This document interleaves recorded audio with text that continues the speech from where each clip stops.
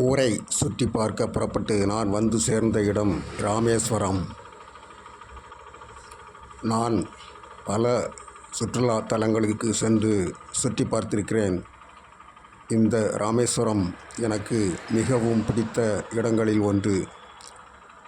ராமேஸ்வரத்திற்கு இப்பொழுது நான் வருவது 8 அல்லது 9வது முறையாக இருக்கக்கூடும், சரியாக நினைவில் இல்லை. இன்னும் கூட பல முறை போகக்கூடிய வாய்ப்பு உள்ள இடங்களில் ராமேஸ்வரமும் ஒன்று.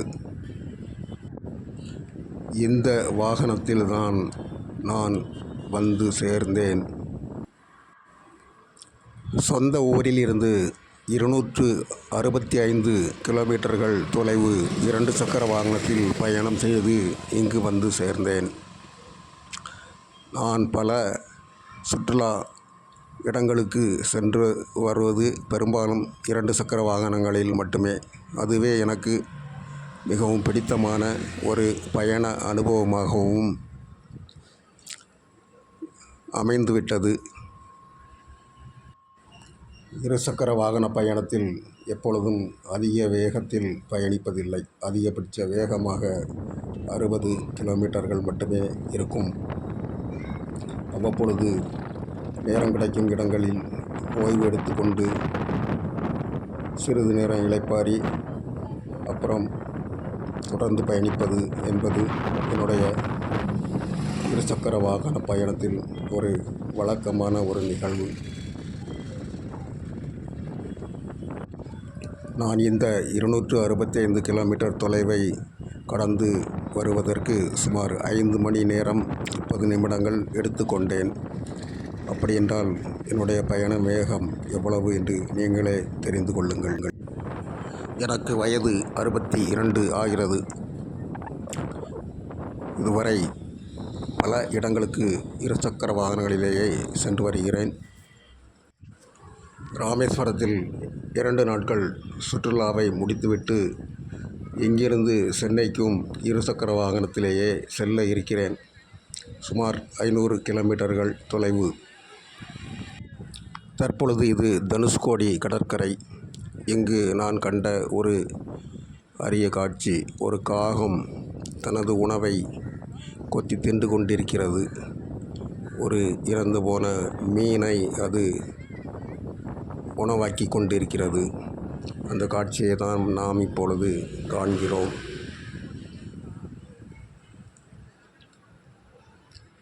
அருகில் இன்னொரு காகமும் ஏதாவது உணவு கிடைக்குமா என்று பார்த்து கொண்டிருக்கிறது.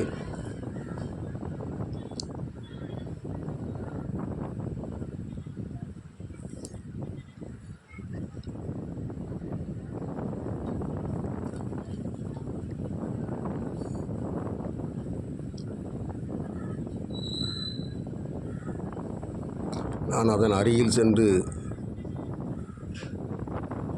வீடியோ எடுக்க முயன்றேன்.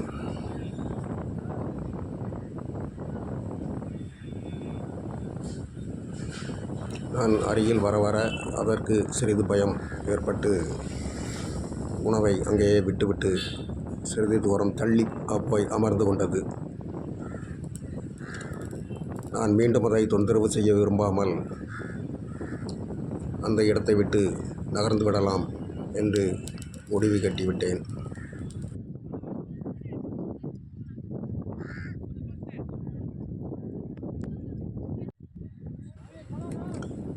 ஒரு மீனவரின் படகு நிறுத்தப்பட்டிருக்கிறது.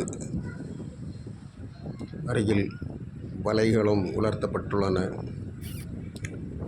இங்கு நாய்கள் மிகவும் அதிகமாக காணப்படுகின்றன. ஏனென்று எனக்கு விளங்கவில்லை. எங்கு பார்த்தாலும் நாய்களாகவே நான் கண்டேன். என்னை கண்டதும் இந்த நாய் என் அருகில் வந்தது. ஏதோ உணவு கொடுப்பேன் என்று எண்ணியிருக்கும் போலும். ஆனால் என் கையில் அதற்கு கொடுப்பதற்கு என்று எதுவும் இல்லை. அது என்னை ஏமாற்றத்துடன் பார்த்துவிட்டு அந்த இடத்தை விட்டு அகன்றது. அமைதியான ஆர்ப்பாட்டம் இல்லாத இந்த கடற்கரையை நான் ரசித்து பார்த்து கொண்டிருந்தேன்.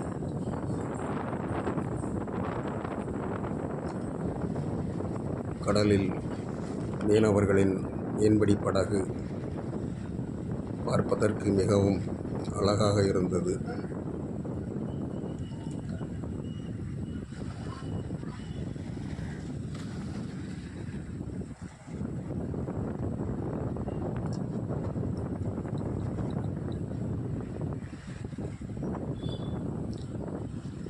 ரசித்தவாறே கடற்கரையில் நடந்து கொண்டிருந்தேன். தொலைவில் கூட்டமாக பல மீன்பிடி படகுகள் இருப்பதை காண முடிந்தது. அதை உங்களுக்கு காட்டுகிறேன், இப்பொழுது பாருங்கள்.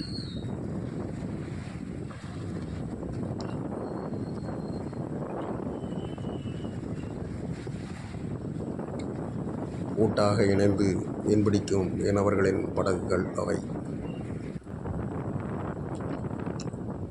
கடற்கரையில் பெண்கள் சிலர் சல்லடை வைத்து மணலை அரித்து கொண்டிருந்தார்கள். அது என்ன என்று அருகில் சென்று பார்த்த பொழுது சிப்பிகளை மணலிலிருந்து அரித்து எடுத்து கொண்டிருந்தார்கள். அதில் சிறிய சிறிய பிளாஸ்டிக் துகள்களையும் நான் கண்டேன். இதை தனியாக பிரித்து எடுப்பதற்குத்தான் எங்களுக்கு சம்பளம் கொடுத்து இந்த வேலையை செய்ய சொல்லுகிறார்கள் என்று சொன்னார்கள். எனக்கு கொஞ்சம் விசித்திரமாக இருந்தது. பிளாஸ்டிக் துகள்கள் கடற்கரையில் எப்படி வந்தன என்று. அது ஏதோ கப்பல் ஒன்று நடுக்கடலில் கவிழ்ந்து விட்டதாம், அதில் இருந்து காற்றில் அடித்து வரப்படுகிறது என்று அந்த அம்மாள் எனக்கு அதை விளக்கமாக சொன்னாள். சரி என்று அங்கிருந்து நகர்ந்து வந்து இப்பொழுது 1964ஆம் ஆண்டு டிசம்பர் 21 ஏற்பட்ட புயலில் கடல் சீற்றத்தில் அழிந்து போன இந்த ராமேஸ்வரம் நகரில் உள்ள அழிந்த நிலையில் இன்று வரை அப்படியே இருக்கும் ஒரு கிறிஸ்தவ தேவாலயத்தை பார்ப்பதற்கு சென்று கொண்டிருக்கிறேன்.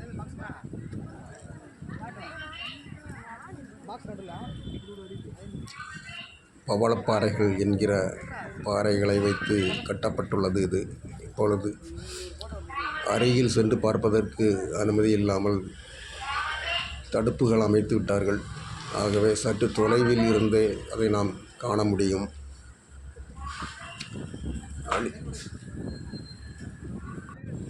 இதை காணும்போது மனதில் ஒரு மிகப்பெரிய சுமையை ஏற்றி வைத்தது போன்று எனக்கு ஒரு உணர்வு. 4 புறமும் சற்று தொலைவில் இருந்து காணும் வண்ணம் தடுப்புகள் அமைத்து நடைமேடையும் அமைத்திருக்கிறார்கள். அந்த நடைமேடை வழியாகவே நடந்து சென்று காட்சிகளை பதிவு செய்து உங்கள் பார்வைக்கு தந்து கொண்டிருக்கிறேன். இந்த பலிபீடம் என்று சொல்வார்களே, அதுதான் இப்பொழுது காண்பது. இது தேவாலயத்தின் உட்புற முகப்பு பக்கம். ஒரு பக்க சுவர் அந்த பக்கம். இது தேவாலயத்தின் இறுதி பக்கம். ஒரு குட்டி சுவர் மட்டும் தனியே நின்று கொண்டிருப்பது போல் தோற்றமளிக்கிறது.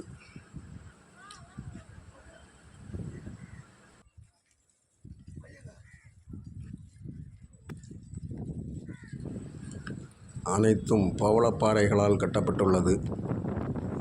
அருகில் செல்ல இயலாததால் அதை உங்களுக்கு தெளிவாக காட்ட இயலவில்லை.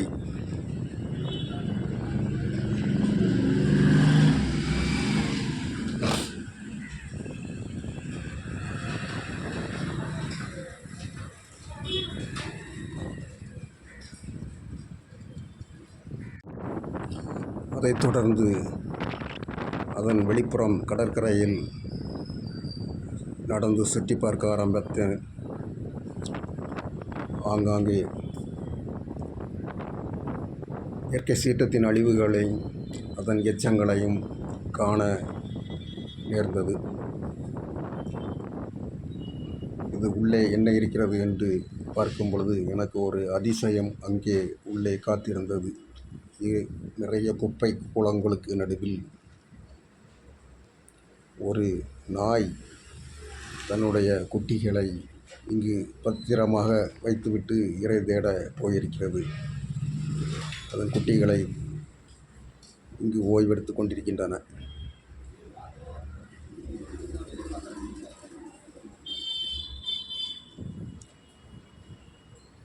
நான் பார்த்து அசைத்துவிட்டு அவைகளை தொல்லைப்படுத்தாமல் அங்கிருந்து நகர்ந்து விட்டேன். கடற்கரையில் ஒரு நாய் தன்னுடைய இரையை சுவைத்து கொண்டிருக்கிறது. அருகில் ஒரு நாய் நின்று தனக்கு அதுவும் கிடைக்குமா என்று ஏக்கத்துடன் பார்த்து கொண்டிருக்கிறது. ஆனால் அந்த நாய் இதற்கு எதுவும் கொடுப்பதாக தெரியவில்லை. அதற்கு ஒரு மீன் கிடைத்திருக்கிறது. அதை சுவைத்து கொண்டிருக்கிறது.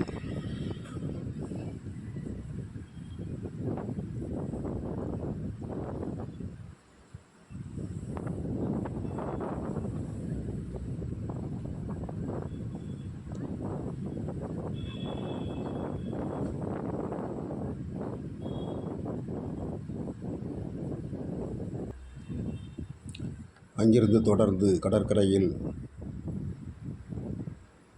மெல்ல நடந்து கொண்டிருந்தேன்.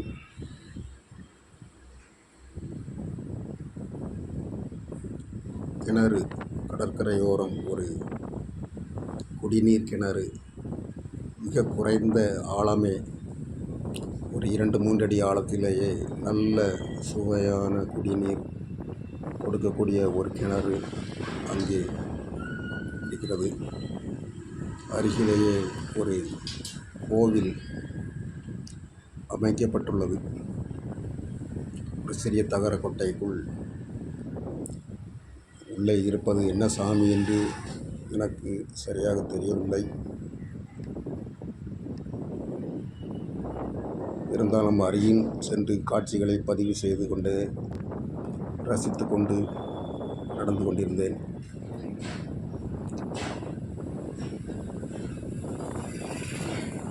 எனக்கு இறை நம்பிக்கை, மத நம்பிக்கை எதுவும் இல்லை என்பதால்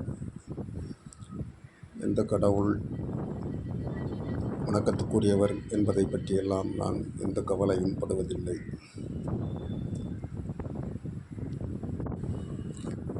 தொடர்ந்து கடற்கரையோரம் நடந்து கொண்டிருந்தேன்.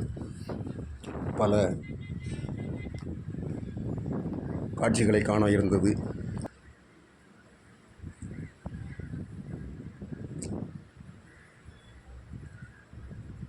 கடல் கொந்தளிப்புக்கு முன் இது ஒரு பெரிய நகரமாக, துறைமுக நகரமாக இருந்திருக்கிறது.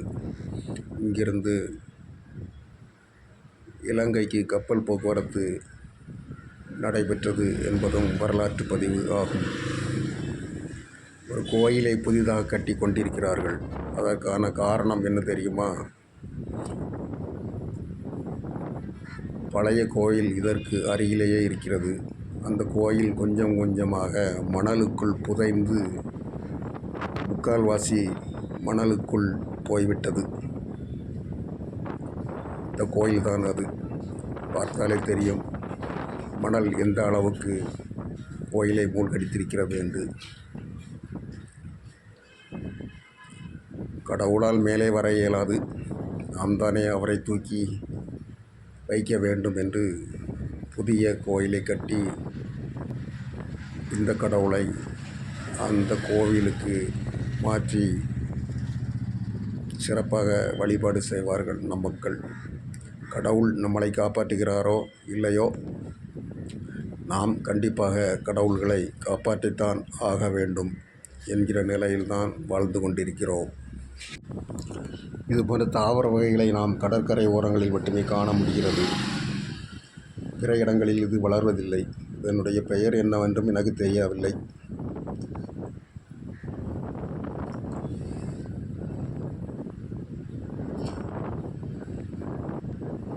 மிக பயனுள்ள ஒரு கட்டிடமாக இருந்த இடங்களெல்லாம் இப்பொழுது பயனற்று போய் ஒரு சோக நினைவுகளின் நினைவிடமாக இங்கே காட்சியளிக்கின்றன. பவளப்பாறை என்று சொன்ன இதுதான் அது. ஓட்டை ஓட்டையாக இருப்பது போல் இருக்கிறது.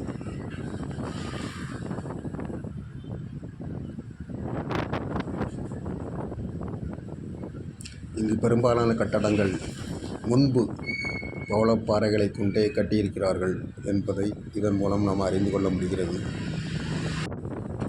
இப்பொழுது பவளப்பாறைகளை எடுப்பதற்கு தடை உள்ளது. நாம் காண்பது ரேஞ்ச் ரோவர் எனப்படும் கடலோர பாதுகாப்பு படைக்கு சொந்தமான படகு ஆகும். இது கடலிலும் செல்லும், தரையிலும் செல்லும். பாவத்தை விட்டு செல்வதற்கு மக்கள் தங்களுடைய ஆடைகளை இங்கே உள்ள இரும்பு தூண்களில் சுற்றி வைத்திருக்கிறார்கள். இப்படி செய்தால் தங்களுடைய பாவங்கள் போய்விடும் என்று நம்புகிறார்கள். ஒரு சிறிய பாலத்தில் இருந்து எடுக்கப்பட்ட காட்சி இது. கடல் நடுவில் தான் அந்த பாலம், சிறிய பாலம் அமைந்துள்ளது. இது கடல் நீர்தான். நடுவில் நாம் நின்று கொண்டிருப்பது பாலம்.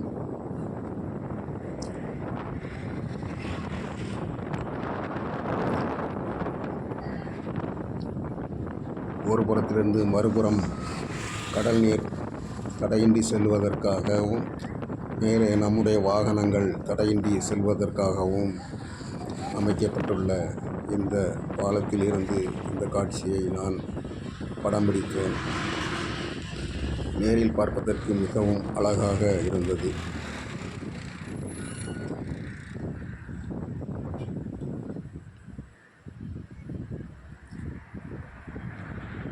என்னுடைய வாகனம்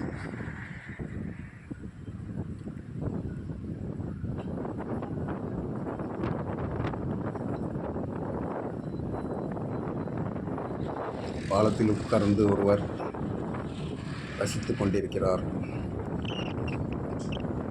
இந்த கடல் மிகவும் ஆக்ரோஷமாக காணப்படுகிறது. தடுப்புகளில் மிக வேகமாக மோதி மோதி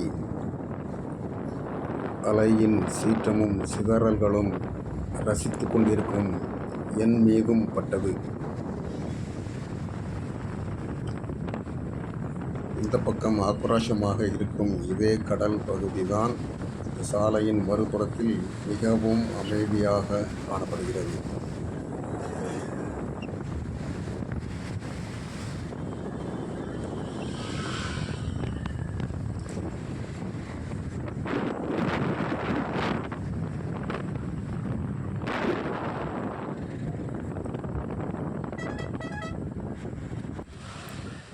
அக்னி தீர்த்த கடற்கரை பகுதி.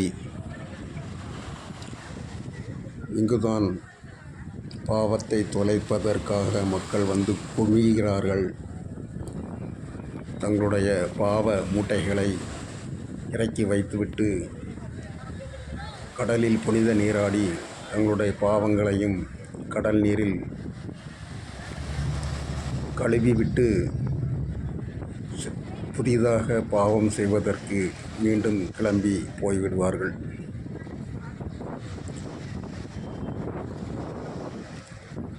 நிறைய மீன்பிடி படகுகள் கடல் நடுவே காணப்படுகின்றன. அவைகளை சிறிய காட்சியாக நான் பதிவு செய்தேன்.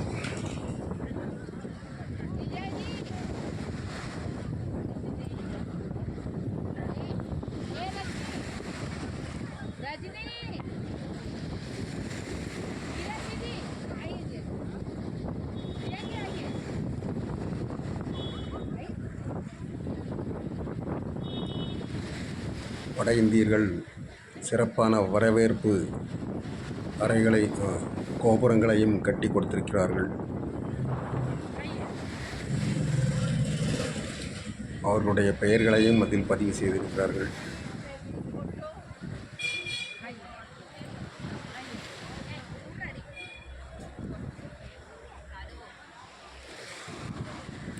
பாவ மூட்டைகளை இறக்கி வைப்பதற்காக அமைக்கப்பட்டுள்ள தொட்டி அது. வரிசையாக கடற்கரையில் அமைக்கப்பட்டுள்ளன. கடலில் போடாமல் இதில் போடுங்கள் என்பது இதற்கான அறிவிப்பு ஆகும்.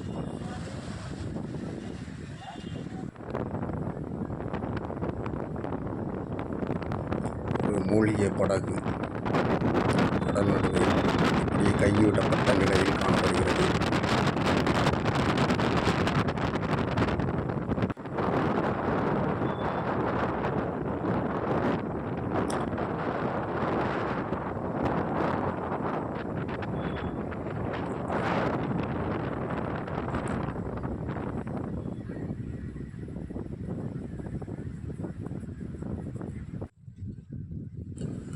இது ஒரு பறவைகள் சரணாலயம். ஆனால் நான் போகும் பொழுது இங்கு என்னைத் தவிர வேறு யாருமே இல்லை. ஒரே ஒரு வரவேற்பாளர் மட்டும் அமர்ந்திருந்தார். உள்ளே செல்வதற்கு 20 ரூபாய் கட்டணம் என்று குறிப்பு இருந்தது.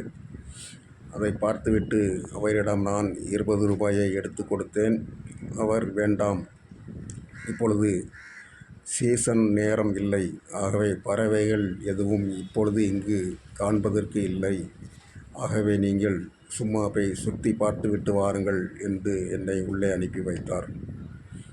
என்னென்ன பறவைகள் எந்தெந்த நாடுகளில் இருந்து வருகின்றன, அவைகளின் பெயர்கள் என்ன என்பதையெல்லாம் கடல் நடுவே அமைக்கப்பட்டுள்ள நடைமேடையில் இருபுறமும் வைத்திருந்தார்கள்.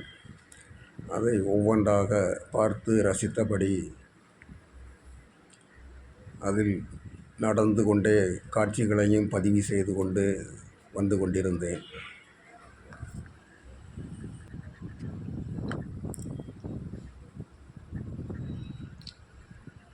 கடல் நடுவே மரத்தாலான நடைமேடை அமைத்து கடல் உள்பகுதி வரை சென்று காணும் வகையில் அமைக்கப்பட்டுள்ள இந்த நடைமேடையில் நடந்து உள்ளே சென்று பார்ப்பதற்காக அமைக்கப்பட்டுள்ளது.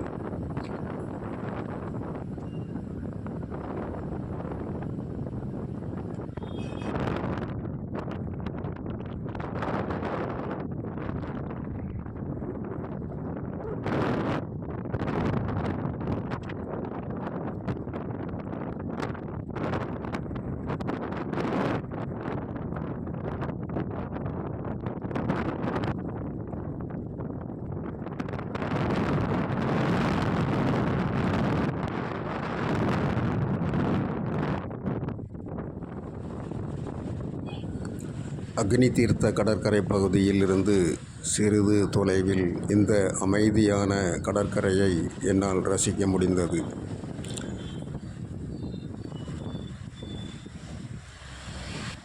ஆர்ப்பாட்டமே இல்லாமல் மிகவும் அமைதியாகவும் மனதிற்கு ஒரு மகிழ்ச்சியான சூழலையும் எனக்கு இந்த கடற்கரை பகுதி கொடுத்தது. மணல்களில் நிறங்கள் வெவ்வேறாக காணப்படுகின்றன. இந்த பகுதிகளில் கருப்பு, செவ்வல் நிறம் என்று மாறி மாறி கடற்கரையோரம் உள்ள மணல்களையும் பல்வேறு நிறங்களில் இங்கு காண முடிகிறது. கீழே பார்த்தால் தெரியும்.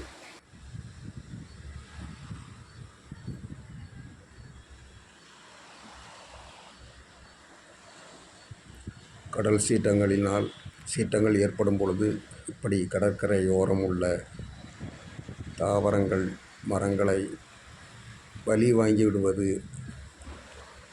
கடலின் வழக்கம் போலவும் தோன்றுகிறது. அடுத்து தன்னுடைய வாழ்நாளை இழக்க தயாராகும் நிலையில் ஒரு தென்னை மரம் சாய்ந்த நிலையில் காணப்படுகிறது.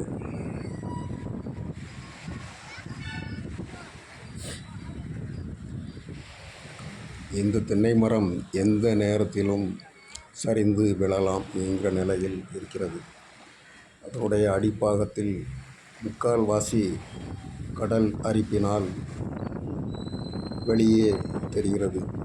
கால்வாசி பகுதியின் பிடிமானத்தில் மட்டுமே அந்த தென்னை மரம் நின்று கொண்டிருக்கிறது. அருகில் இது மற்றொரு தென்னை மரம். அதில் ஒரு படகை பாதுகாக்கும் கயிறால் கட்டி பிணைத்து வைத்திருக்கிறார்கள். மணலின் நிறங்களை சொன்னேன் அல்லவா, இப்பொழுது பாருங்கள், தெரியும். பல்வேறு நிறங்களில் இந்த கடற்கரை மணல் காணப்படுகிறது. அதற்கான காரணம் எனக்கு சரியாக தெரியவில்லை.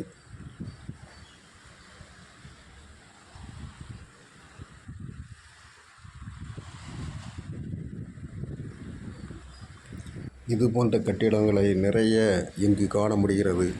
இது என்ன பயன்பாட்டிற்காக அமைக்கப்பட்டது என்று தெரியவில்லை. ஆனால் கடற்கரை ஓரங்களிலேயே நிறைய காணப்படுகின்றன. பார்ப்பதற்கு அழகாக இருக்கிறது. ஒரு சிறிய குகை போன்ற அமைப்புடன் நடுவில் நடைபாதை உள்ளது போல் அமைக்கப்பட்டுள்ளது.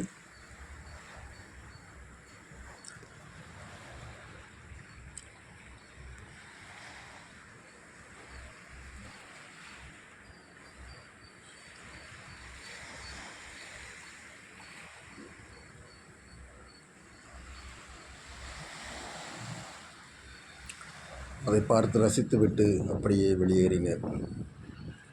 இப்பொழுது நாம் காண்பது அகில இந்திய வானொலி நிலைய ஒலிபரப்பு கோபுரம் ஆகும்.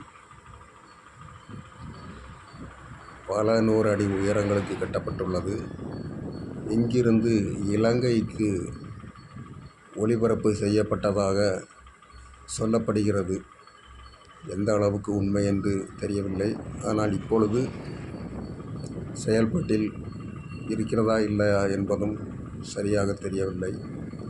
ஆனால் அகில இந்திய வானொலிக்கு சொந்தமானது.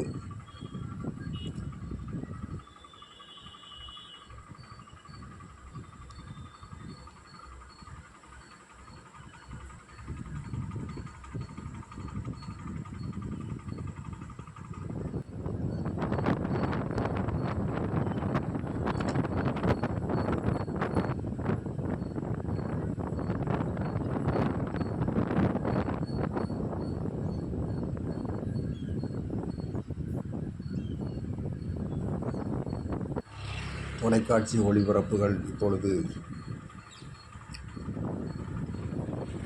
பெரும்பாலும் கேபிள் டிவிகள் வழியாகவே நடைபெறுகின்றன. ஆகவே இப்பொழுது செயல்பாட்டில் இல்லாமல்